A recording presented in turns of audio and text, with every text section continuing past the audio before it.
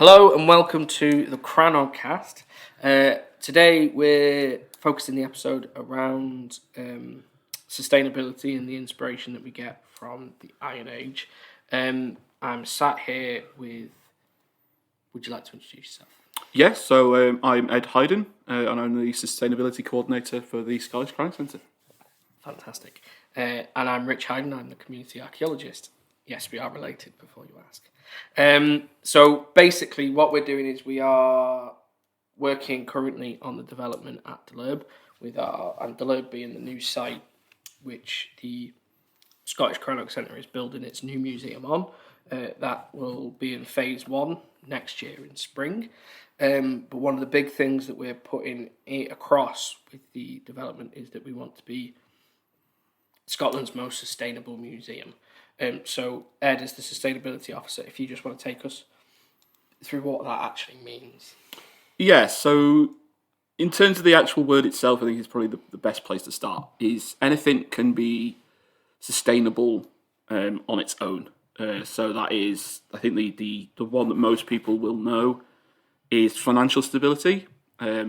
So if you are earning more than you spend, then you are financially sustainable, and you will be able to continue that for as far as and as long as you can do that.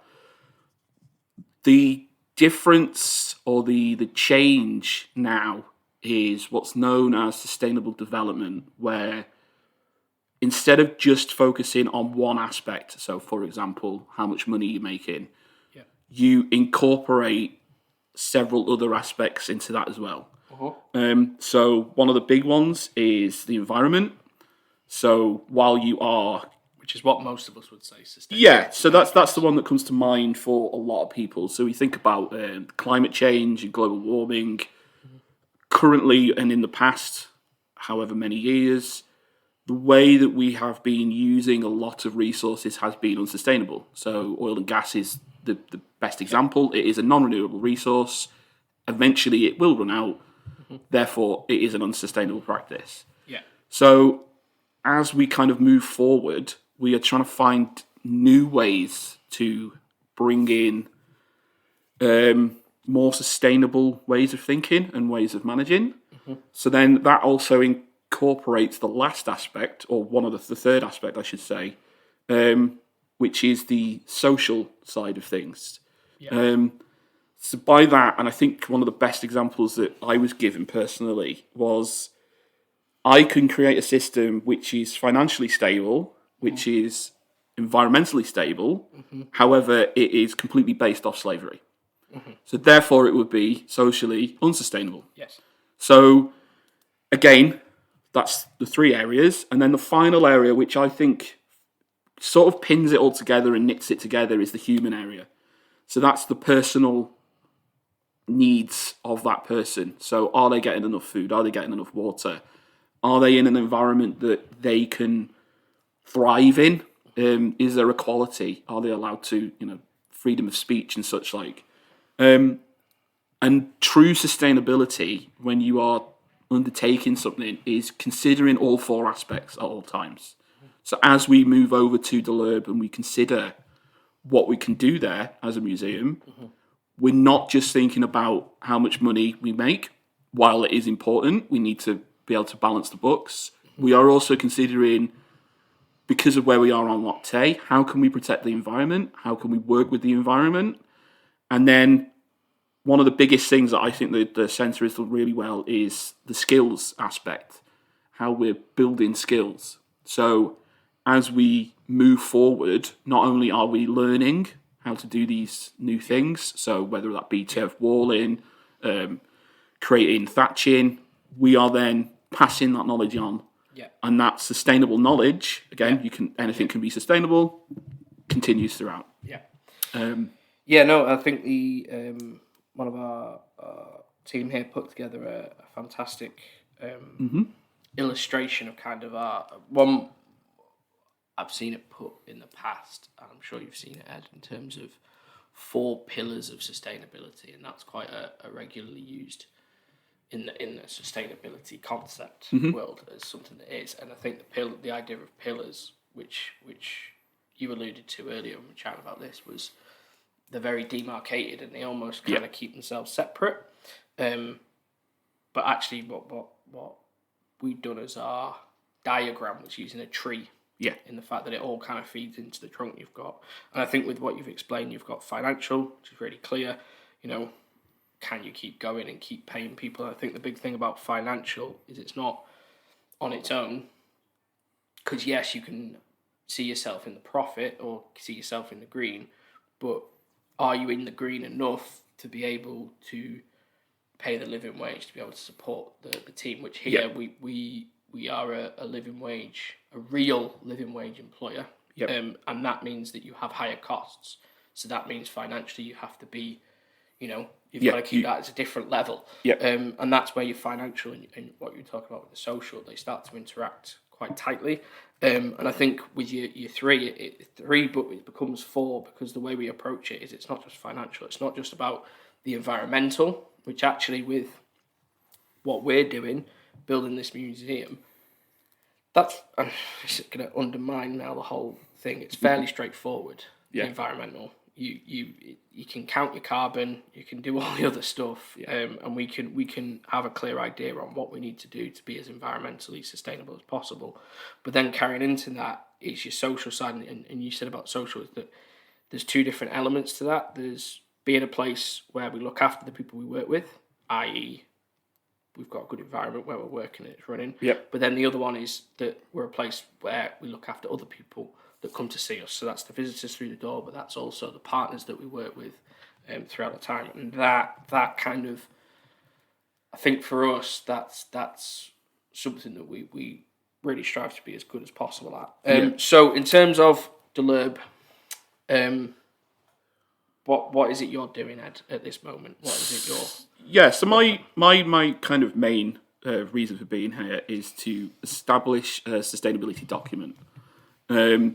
So what is that? So that will be a basis that will allow us to, as you said before, we can measure certain aspects of our environmental impact, so carbon dioxide, waste.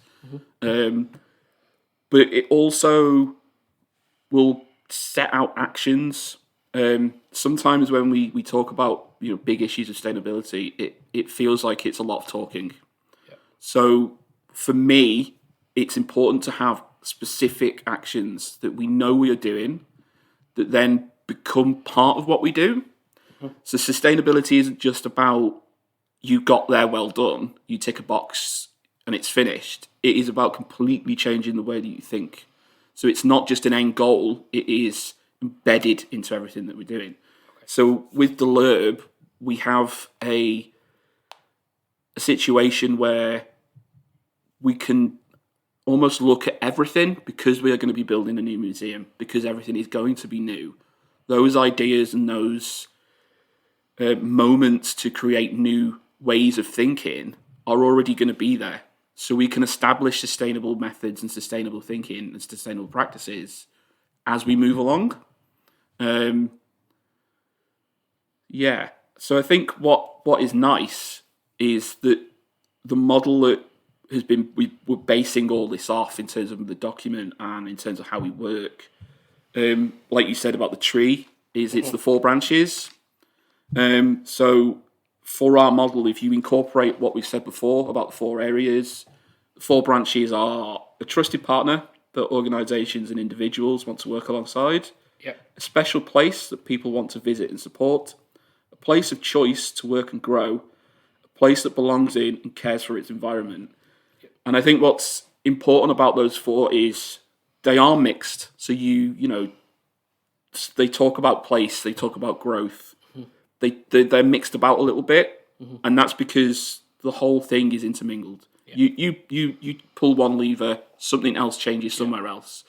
I think, not to jump in on it, but I think it's actually where the study of the Iron Age starts to really inform the sustainability of the new museum.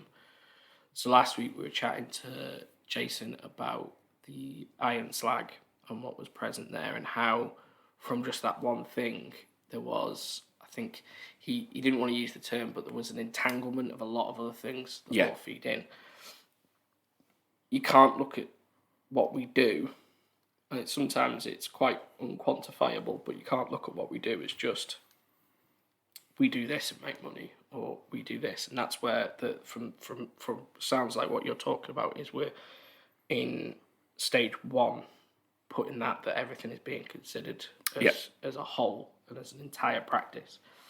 I think the slag artifact is a really good example, because from that you have so many different things to consider before you even get to having iron ore and even producing the furnace.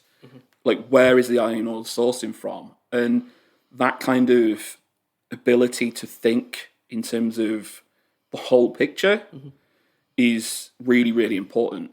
And that is where we are kind of lucky here, is the Iron Age can help us, remind us how to do certain things, that we get reminders as we're coming in, that, you know, people that had certain tools didn't throw them away, for example. They looked after them. It's a really, really simple thing that we are now so used to single-use items that when I come in and I can see these objects, I know that in some ways there would be, you know, a sustainable idea there. Yes. And while, you know, the Iron Age wasn't 100% sustainable, there are things that we can learn. It was more sustainable than it was more sustainable than we are today, absolutely. Yeah. I think that's the best way of putting it, yeah. So Ed, in terms of what we're doing and where we're going in terms of the plans for Delurb, I, at the time of recording, know that we haven't got started on the building yet. So we're still in the stages of getting ourselves over there. We're running through it. We're racing through it 100 miles an hour to get ourselves there and to get ourselves open next year. In terms of what we're doing, just a handful of things, let's say 3, for argument's sake. 3 things that we're intending to do, or that we're definitely doing, and that you would like to do in terms of keeping this to be sustainable, the most sustainable museum in Scotland. So I think one of the biggest things for me is to make sure that the site is zero waste. So let's look at what we bring into the site, working with partners to encourage them to move to recycling or recyclable packaging, for example. Yeah.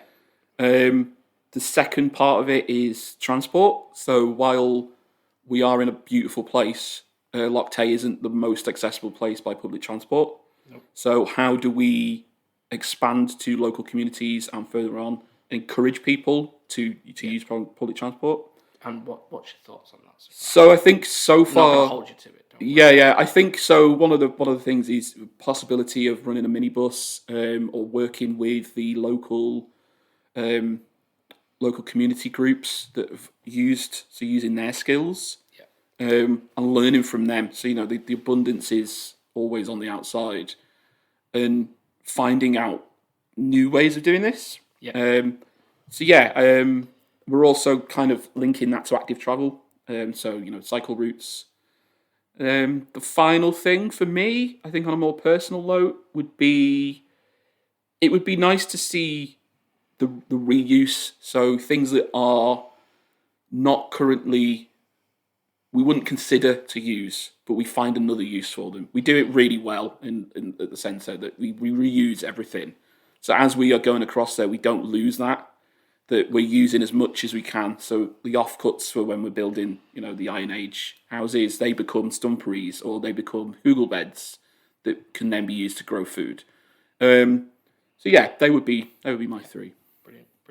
And yeah, the work that we're doing at the minute, it's pushing towards, again, it's understanding from the Iron Age that what we build will not last, and that sounds like a really quite alien concept to us nowadays. And it's because, you know, we live in a world where we spend so much money on a house or so much money on whatever it might be, then we don't want to think about it for the rest of our lives, and that's kind of our expectation. Whereas 2,500 years ago, you didn't build a house and then not worry it for the rest of your life. And what we have to do when we build Delurb in terms of our Iron Age village, which is going to go alongside the Crannog, is that these buildings will deteriorate. Yep. And then as those buildings deteriorate, we can either, you know, fold them back into the ground, as you said, we can use that because it's all completely destructible materials, so there'll be zero trace theoretically. I don't know if that's the right word to use. But what that's also doing is by having a regular need to build these new buildings, we're not only creating buildings that are sustainable and don't sit there for hundreds and hundreds and hundreds and hundreds and hundreds of years, leaving a mark on the landscape, your concrete, your whatever it might be. None of that's in place. But then, by repairing it every 5 years, every 10 years, however, the less time that is, the better, because what that's doing is that's then bringing in the sustainability of the craft itself. Yeah. So green woodworking, thatching, stone wall building, turf building, all these skills are not used in modern day construction. And that means that there is a risk to the skills and that we lose them and we lose what we know about them. So actually, by creating a space where we're saying it's okay to repair regularly, even with our structures, that's actually sustainably keeping these crafts alive as well. So again, that's just a whole other element that you mentioned before, and it all just comes in. Yep. We are running an event at the Crannog Centre on the 24th and 25th of September. It's our Rise and Shine Festival. It's an event with hands-on activities and open-air performances, hosted by the Scottish Crannog Centre, with UNESCO Chair for the Refugee of Integration through Language and the Arts. And the whole point is that craftspeople, artists, musicians from all across Scotland and internationally are going to come together to celebrate those crafts and the lifestyles of these different peoples, but in order to make a sustainable and resilient kind of approach as to how we live today. So the festival itself is going to focus on climate justice. It's also going to focus on the refugee crisis, and it's also going to bring in sustainable traditions, easy for me to say, sustainable traditions, and bringing people together in a way. So again, I think it's a whole event that just, from what you've explained today, Ed, it kind of fits with that. Mm-hmm. So we're going to be running tours from 10 till 4. They'll be running every 45 minutes, and we do allow and we welcome dogs and picnics as well. Sustainable dogs, that's the only type of dogs we want now. Yeah. So we've got all that running as well. And just to carry on from this, myself and Ian, who was on a previous podcast, our coppice worker here at the Crannog Centre, in May, which was quite a while ago now, we went on a week trip to Iceland to pick up one of these crafts, which maybe isn't as commonplace today, which was turf building. As part of our turf building work that we were doing, we had to record and basically track down what we've learned and how we learned it. And we were going to embed that into our podcast. And it'd be interesting that we'll just put that on, and this will be a special double header, this podcast. But I can't say enough. Rise and Shine on the 24th and 25th of September. It's well worth it.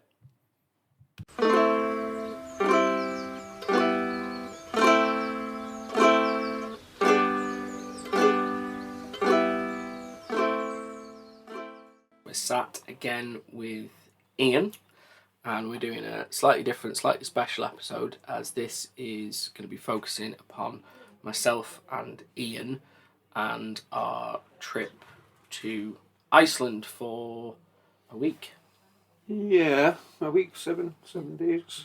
Yeah. So as part of the Erasmus Plus funded course that we did through the Crannog Centre, we have to produce a report at the end of it, and because we're neither book nor pen nor computer people, we decided that probably the best way to do our report was just to actually have a conversation about what it was we were doing, so we could get it out to as accessibly as possible to as many people. So Ian, very quickly, what did we do in Iceland? If you want to take people through, what was the plan? In Iceland, we were going to have a look at some heritage buildings, which are dotted across Iceland, and then take part in some turf wall building, learning the techniques and the skills to build a turf house, really. Yeah, and I think the reason we decided that we, as an organisation, had to send people on this one is that with the development going on at the Lurb, what we're looking to do is to have turf ingrained in the structure and have that skill kind of built into what we're building at the Lurb. So our roundhouse, 2 of the shelters outside the roundhouse, they will all be using turf as part of that structure. So it was an interesting thing to start with because it was our way of getting an idea of what is actually needed to use this craft and this skill. I think it's got a very clear visual. You say turf walls and people think mud huts, but actually there's a what this week I think came with us was a clear appreciation for the skill that's involved. I think the skill and the techniques used, which are, when people think about mud walls, you just think about built up mud walls, but actually you were looking at something that was more like techniques relating to stone diking. Yeah. There was quite a little difference to what I thought it was going to be when we got there, which was quite evident on the facades where you can see the different herringbone patterns that appear at the end of it. Yeah, I mean, the first thing that we started with, which I think was quite enlightening to me, was the material itself. So I think in terms of turf, I had assumed there was a one size fits all, but what came abundantly clear, and I think it's something that you don't appreciate the craft and the understanding of the people in the past that would have used turf structures, how they would have been able to read their landscape and know what's underneath the ground and what is available. Because obviously a piece of turf, I can stick a shovel in the ground, cut a clod of earth. Not that simple, is it? No, it's not. It's not gonna help you building your building. What you need is really strong root structures that go deep, and again from Helgi there explaining that you need wetland sites, and the wetter the better because the roots grow deeper, and then the wetter the better because it's easier to cut. And then also the wetter the better if it's in a really boggy area because you've not had you've not had ploughing going on either, and that was I thought again I was thinking with our construction at the Lurb, we'd stick a nice herringbone pattern structure up, and I'd just go into the field next door and cut a load of big chunks. But actually, the fields that are ploughed, you're breaking up all that root structure, and it means that you can't. It's not strong. It's not usable turf. So for me, I think that the material, the understanding of the material was quite incredible.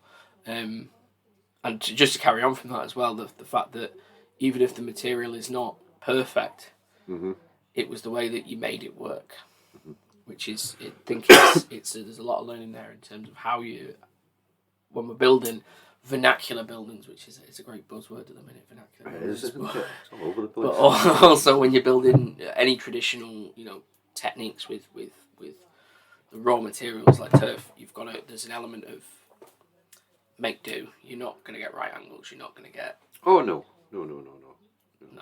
definitely not. And I think that was quite a enlightening part of it was that you make it work, and the finished product, was a thing of beauty in the end. It didn't look shortcutted or anything like that. It was just everything was thought about, processed, and the first clumps that we were cutting out were the wrong shape and they were the wrong size and they were a bit naff. Yeah, they still went in the building. Yeah, because they could be used. Yes, you're not going to cut 3 times. No. Thoughts on that, Ian? Any thoughts about the materials themselves? I think from the material point of view, and they actually putting it all together, as you say, you use everything. But it was quite interesting having architects on the course as well, who, and quite rightly so, probably found it quite hard to get their head round what we were actually doing, and how it would actually work. Yeah. But when you're standing there, and obviously the visit involved a lot of visits to different turf churches and houses. And we started the visit off with that by going to the museum and looking at the different structures. It was great to see the eyes of the architects that were with us kind of looking and thinking, well, I would never build anything like that, but actually they've been here for hundreds of years. It works. It really works. No, definitely. Yeah, and I think what from what we'll take away is that Iceland is a country that still has turf structures, and it still has, they've kept that skill alive, and they've kept, not en masse, and I think it would be fair to say that it's not as alive as the people involved would like it to be. They'd like more people to be, looking after these turf buildings in the way that is traditional, but it's a country that suits turf. Yes, yeah. I find it quite interesting, even at the first visit, where they were talking about the Icelandic people at the moment, and they're kind of split on whether they want to lean back to the past, and a lot of people think, oh, we don't want anything to do with that, we're moving forward as a nation. But I think you've seen examples of that before, where people try to push forward as a nation, but they always get to some stopping point and think, right, hold on, we don't want to lose these, even though we're not using them on a day-to-day basis, we don't want to lose these skills. And because they're being kept alive, you can see where they're actually, I mean, it was beautiful to work on a farm that someone actually grew up on and had came back to that farm when they finished their career, and we were renovating the buildings on that farm. And it was a good working relationship there as well, where they were heavily involved with that. And it was nice to know that what we were building was going to be used. Yeah, it wasn't going to be just looked at. No, it wasn't a museum piece. It was more for the actual building experience, and it was going to be used by the couple that live there. Yeah, and I think that idea of and again, it's a term that's used, but maybe not appreciated for the way it's used, but heritage craft. That it's not always about the actual building or the item or whatever it might be being from the past, but being able to look at a thing and know that the techniques are those of the past. So there's nothing as an archaeologist, something tangible that you say, oh, that's 2,500 years old, or that's 1,000 years old, or that's from the settlement in Iceland when the Vikings first arrived. Mm-hmm. But the craft and the skill you can look at and appreciate where that's come from. So I think that was an interesting thing. And a very tried and tested method. But again, I mean, looking at that, I sometimes relate it to stone wall building again, where that craft is still alive. And I think that I wasn't really that aware of turf wall building at all before we spoke about the possibility of it at the LERB. Yep. And it was fascinating to go and see that skill is still there. Yep. Also, I wasn't aware, but to come back and then find out that the technique had actually been used already in Scotland by someone who had been in the course prior. Yeah. And they'd done some turf wall up in Glencoe at the Creel House. Yeah. And that was amazing to go and see. Mm-hmm. They were very lucky. I don't know if you've seen that. Yeah. Where the turf actually came from right next to them. I don't think we've got that luxury, but that was beautiful to see that. But I think actually saying that, having that resource right next to you, that even if they had stuff that they could use in a turf wall that was right next to them. We'll see how long that lasts. It stands the test of time. Time will tell. And I think it would, by all intents and purposes, it was good turf they had right next to them. But where you build your turf house is next to good turf. Mm-hmm. You can't. And again, I think that came from the site they were talking about in Iceland, where they were saying, right, well, they were trying to look for where the turf came from to repair it, and they were like, well, we're going to use the turf that's in the field next to it because that's the turf that they would have used, because you're not going to travel huge distances to get turf. I think they were lucky to find it, but actually that kind of, it makes a lot of sense to me that even if it wasn't the perfect turf, even if there was turf 3 miles away that was better quality, you'd probably use your stuff next to you anyway. I think we also seen that there's a bit of repairing goes on with any building like that, and that also makes sense when you're looking at the ongoing repairs and maintenance of the building. Each time you need to replace maybe a bit of a corner, you're not having to travel miles, it's right beside you.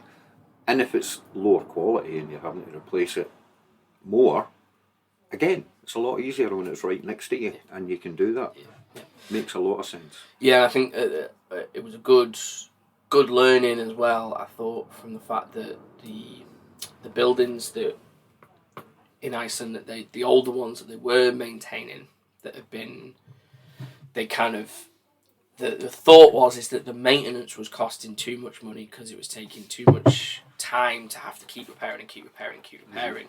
So, as is natural in the way that the world is set now, they decided to look at alternatives that would, try and help or shorten the amount of time they have to, lengthen the amount of time between replacing the turf in it. And what came from that was, putting in plastic sheeting underneath. It was a turf facade and then kind of a modern material underneath, which again gives the aesthetic and lets people see it and you can explain it. But what it actually did, which was really interesting, I think it was Helgi that put it, is it doesn't solve the problem of having to repair it more regularly. All it does is it creates different problems. Yes, that was quite evident in some of the buildings where it was creating more problems than it was actually solving. Yeah. And I think that's something that again, when you put in with the idea of heritage craft and what we're trying to do, and this is what we want to embed into Lurb, and I think that's why actually going to Iceland and getting this information, it helped, for me anyway, it helped solidify our thinking and how we're approaching it. But that idea that we're going to do it not as an Iron Age facade, but an Iron Age right the way through. So makes an awful lot of sense. Joints, material, all these things we're going to try and implement. Obviously, we're not in the Iron Age, so there are modern constraints, and I say constraints, but there's modern constraints. We've got health and safety. We've got we're not going to expect people to lift and do the physical labour because we're not in the Iron Age. But what we can do is we can keep that craft and that skill alive. Don't know if the Iron Age skills are alive anymore, but we can allude to them with what we're doing. I would have to disagree with you there because I think the Iron Age skills are alive. Being a green woodworker and working with the hand tools for cleaving and splitting and hewing, I always reckoned that they obviously dated back a few hundred years, but to see the Iron Age tools, which are very similar to the tools that are today, then those skills are alive, especially in the woodworking. It's the bit I know about, and it's so evident that has came through time. Yeah. You'll see it in a lot of, bigger buildings down south where you'll see the axe marks, the same axe marks that were getting made in the Iron Age. Yeah. So I think a lot of the skills, and even in coppicing, I mean, there's a lot of things that are still there, but it's important that we do pull that together and make sure that they do survive. Yeah, and that's where the turf, because there is archaeological sites. So the reason we're trying to implement turf is there was an archaeological site over in Pitlochry, and the roundhouse that we're going to be constructing, it's a double stone wall, but then between the two stone walls there was a deeper indent, and in that deeper indent there was Neolithic flints found on a late Bronze Age, early Iron Age roundhouse. So the question is, how do you get Neolithic flints on top of a Bronze Age Iron Age roundhouse? And the thought process behind that is that you've got not a load of stone in the two stone walls. We've got the footings. We don't think they were 2 metre high, all made of stone, dry stone walled walls. But what we think they were doing is they were actually using dry stone basing, which is exactly what we saw in Iceland, especially, I think it was in the south, you were saying before.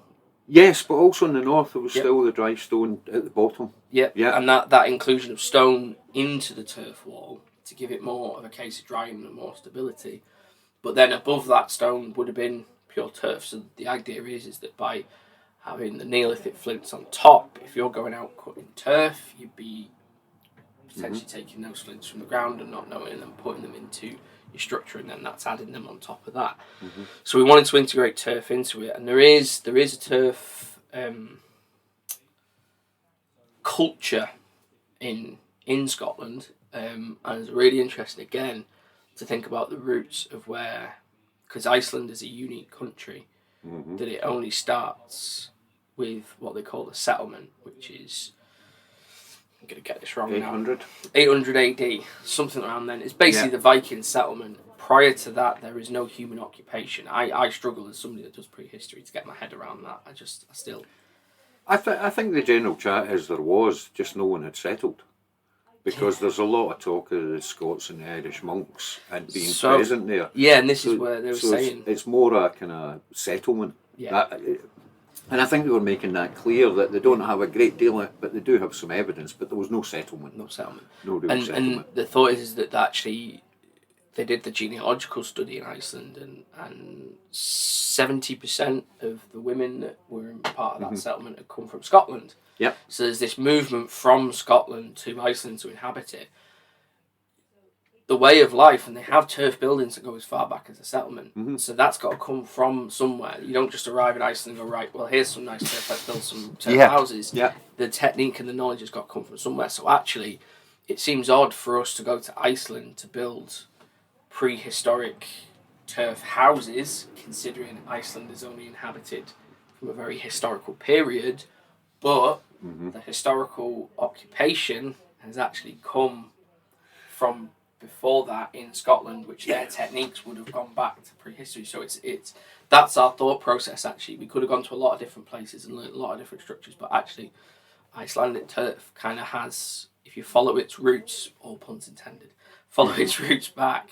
I think it's probably the most connected to Scottish prehistory as we could find. In terms I would think really connected. Yeah, from what I've learned and what I've learned from the visit, and obviously I've looked at a few things since then. Then obviously, yeah, I mean, they didn't just appear there in 800 and think, right, let's dig some turf and build a building. It was skills they already knew. Yeah. And they knew across the board. And as you say, I mean, looking at the genealogy, the Norse, the Scots, the Irish, they've been mingling and mixing. In fact, they're still doing it. All that knowledge would have been there, you know, so it does make sense that travels. But one of the things I had noticed, one of the things that we spoke about when we were there was the different climates even in Iceland, where depending on what material was available, they may have used a bit more stone in some places. I think where we were in the north building, there was a dryness to it and a lot of wind. Yep. So that suited solid turf from the stone base, solid turf all the way over. But there was talk in the south, due to the rainier climate, which is probably what we have here. Yeah. They would have incorporated a bit more stone further up as well, just for stability with with a lot of rain. So that was really interesting, and there was chats. That's the two that stick in my mind. But there was chats that further around Iceland, it would just basically be weather dependent, and what material they had as well. So, yeah, I think that leads us to maybe using a bit more stone. Yeah, I think definitely from the rain we get. Yeah, it's pretty wet, and we're also. I mean, I think that's one of the things from our Crannog is that we learned is that the wind. We've got modern day architects are always worried about wind getting underneath things and taking it and ripping it away and disappearing. But actually, wind can be incredibly useful because what it's doing is it's keeping your material, especially in a wet climate, it's drying it out as quick as it possibly can. And that's what we found with the Crannog roof, in fact. So we thatched that out of reed. And it was the same reed that they use over the hill in Loch Tay up into Fortingal. And the reed up in Fortingal, they're thatching that. It's an English thatched method, much later. They have to get an English thatcher up to maintain it. But they have a lot of tree cover, and the buildings are sheltered. And because of the tree cover and the sheltered buildings, you think that would give it more protection. But actually, it wasn't getting the wind to it.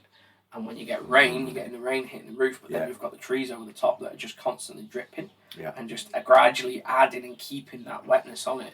And the thatch over there, it wasn't particularly lasting very well. Now, we lost our Crannog last June, so it was up for nearly 25 years.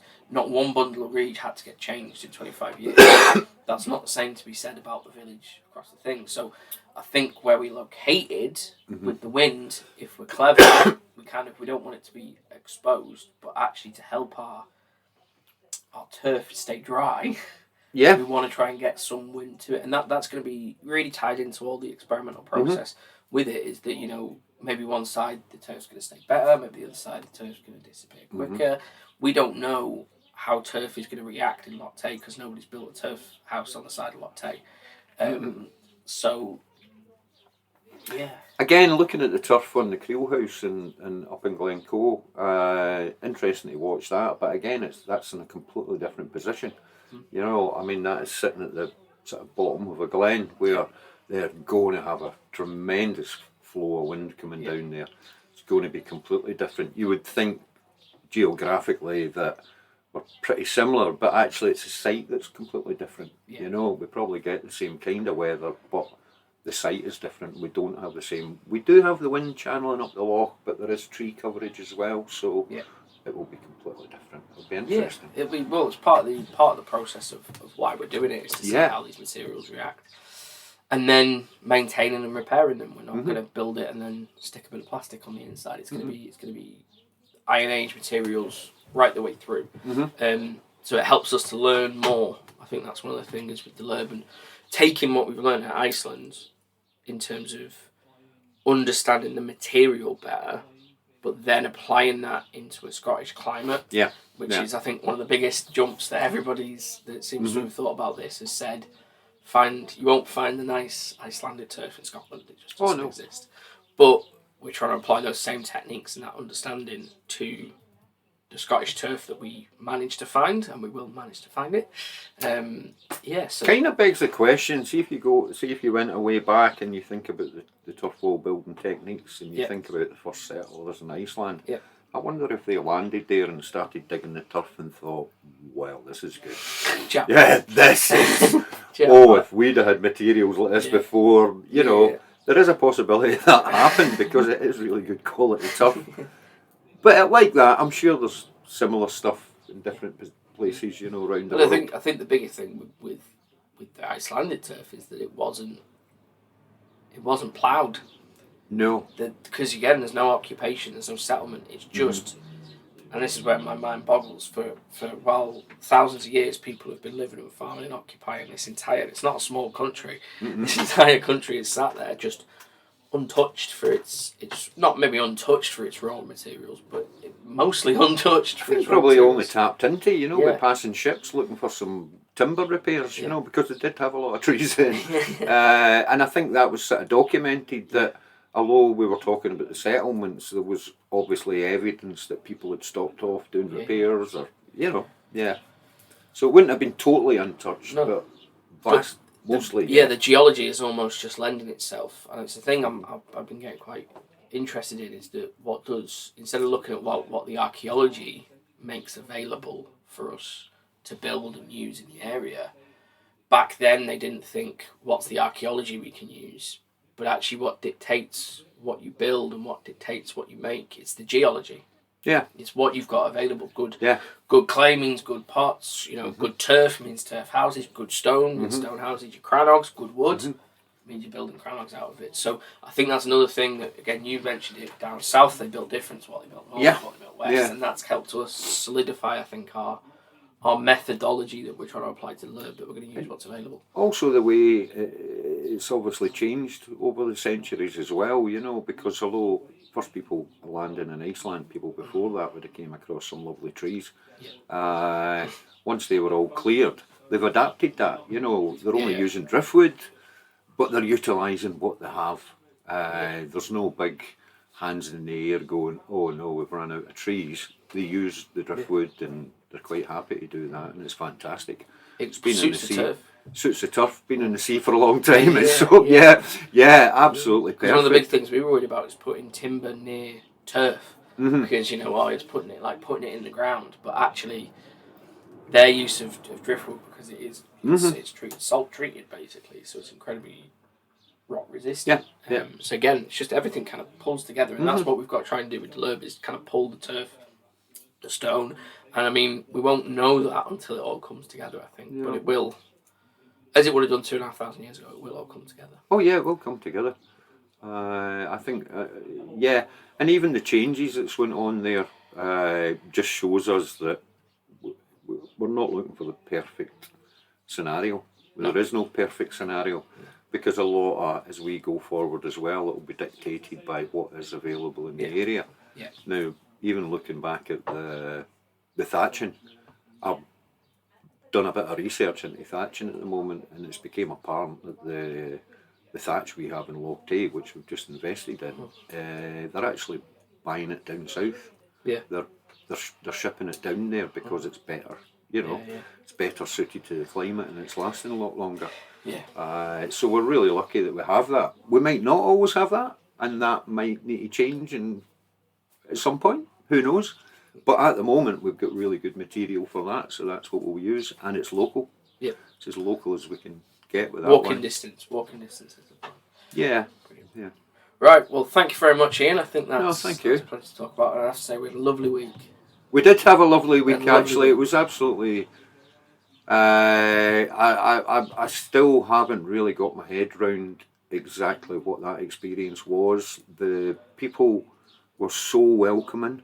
Yeah. It was so friendly. Yeah. And but apart from the cultural visits, the visit to the national park, Yeah. which, okay, I'll say it. Sometimes you think, oh, that's just a wee jolly we're having. It wasn't. It was really important, and it was brilliant to go and visit that site and the other sites and meeting the bishop. Yes. Yes. And visiting the oldest church. Yeah, that was incredible. And some of the sites. I mean, that was. Again, it's easy to go, oh, we're having some day trips out, but they were brilliant. They were really. It did, and it all kind of fed in as Yeah, well. yeah, What we're doing. yeah. It all fitted in. It really did. Yeah, it really did. Brilliant. Cheers, Ian. Thank you Okay, very much. thank you.